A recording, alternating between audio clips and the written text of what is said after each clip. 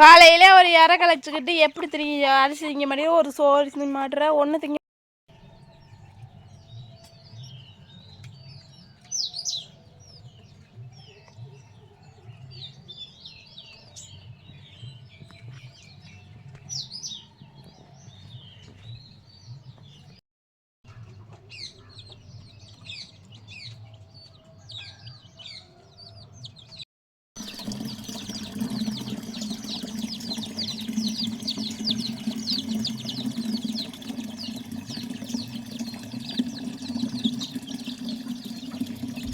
மாட்டேங்கிற.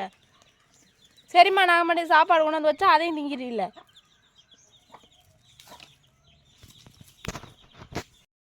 இதில் என்ன இருக்குன்னு வட்டு வட்டுன்னு காலையில் களைச்சிட்டு கிடக்குறிய.